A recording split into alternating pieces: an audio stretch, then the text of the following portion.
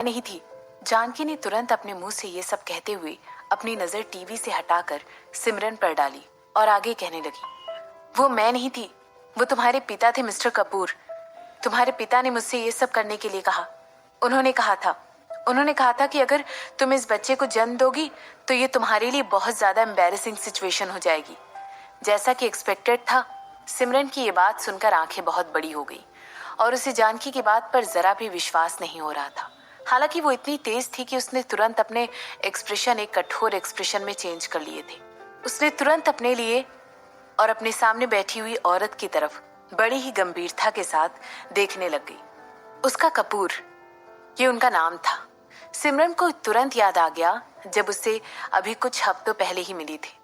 उसे याद आ गया कि किस तरह मिस्टर कपूर उस समय इतने ज्यादा टेंस दिखाई दे रहे थे, खासकर तब जब से मैंने उनसे मिल सके जो कुछ भी हुआ था उसके बारे में पूछा था।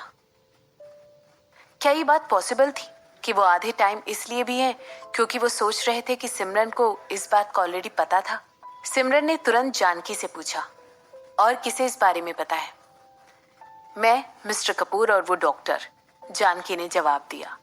इसके बाद वो और आगे कहने लगी, उन्होंने कहा था, मिस्टर कपूर ने डॉक्टर से कहा था कि वो तुम्हें इस तरह बना देता कि तुम आगे फ्यूचर में भी कभी किसी बच्चे की मां ना बन पाओ।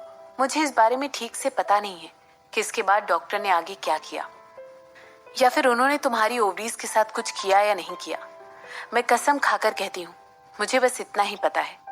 तुम्हें मुझ पर विश्वास करना होगा, मैं बिल्कुल सच कह रही हूँ।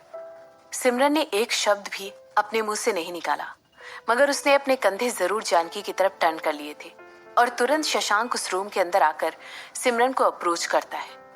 वो उसके पीछे जाकर खड़ा हो गया और उसने धीरे से सिमरन की पीठ थपथपाई। डॉक्टर कहाँ है? शशांक ने तुरंत पूछा।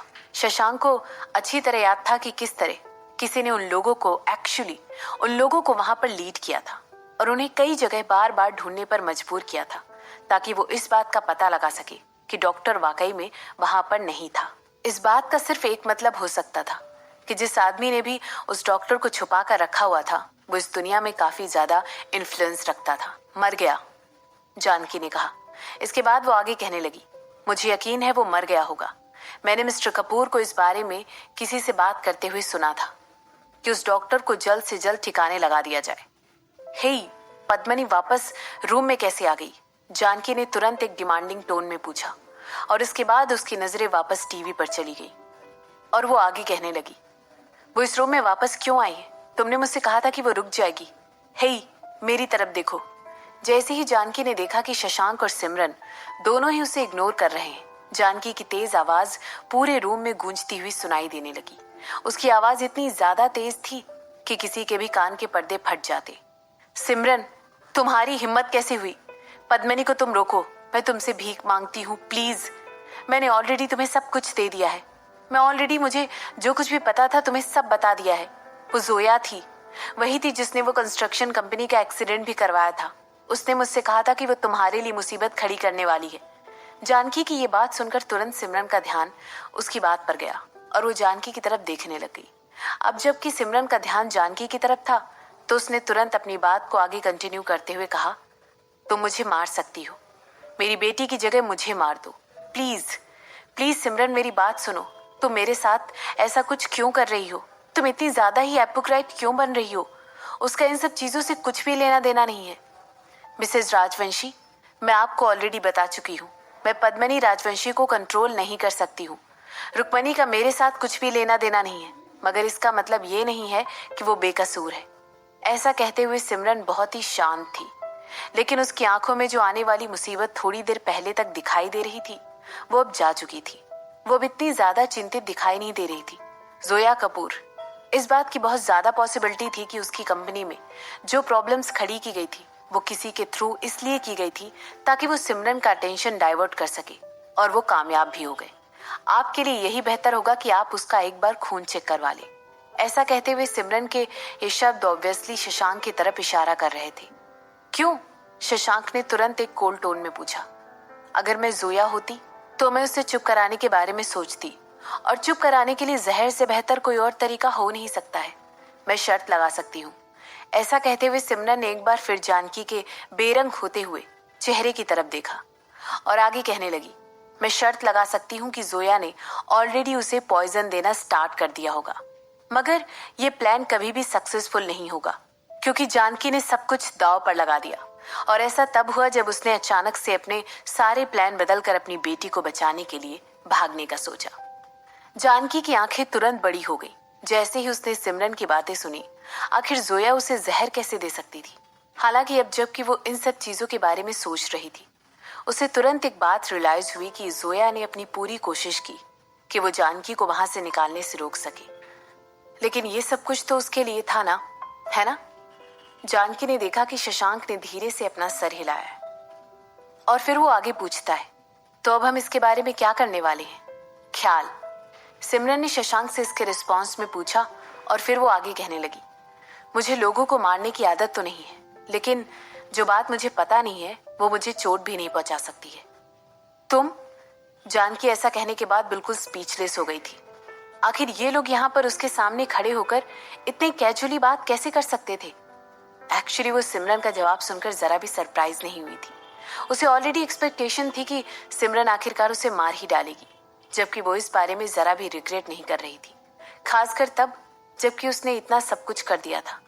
लेकिन अभी भी जानकी को सिर्फ और सिर्फ अपनी बेटी रुक्मणी की चिंता थी। उसे अच्छी तरह पता था कि पद्मनी बहुत ही कमजोर है, लेकिन शशांक और सिमरन की संगत में आने के बाद और उनके साथ की वजह से अब उसके अंदर रुक्मणी को चोट पहुंचाने का कॉन्फिडेंस आ गया था। ये सब बातें सोच सोचकर जानकी आहें भरने लगी और टीवी की तरफ देखते हुए रोने लगी। उनकी बेटी ऑलरेडी दर्द में चिल्ला रही थी और उन्हें उसका खून जमीन पर गिरते हुए दिखाई दे रहा था। जब उनसे बिल्कुल भी रहा नहीं गया तो वो कहने लगी, सिमरन, तुमने मुझसे कहा था कि अगर मैं तुम्हें सब कुछ बता दूंगी तो तुम मेरी बेटी को जरा भी चोट नहीं पहुंचाओगी।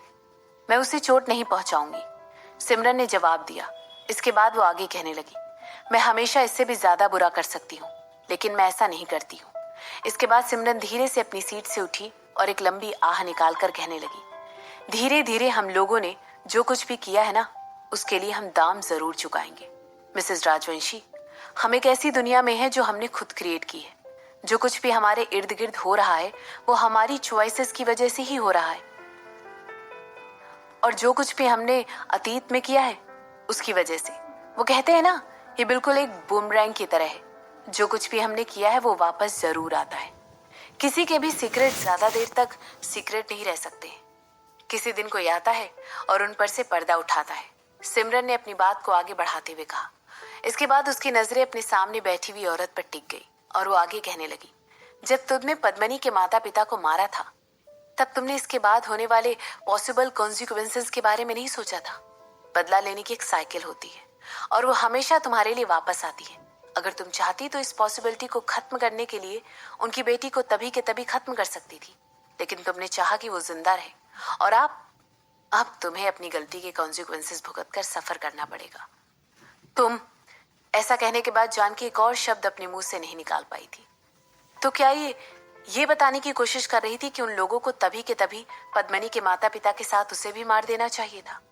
जो इकलौती चीज जिसके बारे में मैं तुम्हें श्योरिटी दे सकती हूँ ये है कि मैंने कभी भी किसी का मर्डर अपने हाथों का इस्तेमाल करके नहीं किया है, मगर मेरे हस्बैंड बिल्कुल अलग हैं, सिमरन ने कहा। इसके बाद ऐसा कहते हुए उसने तुरंत अपनी नजरें शशांक की तरफ कर ली और उसे एक स्माइल देकर आगे पूछने लगी, क्या अब हमें यहाँ से चलना चाहिए?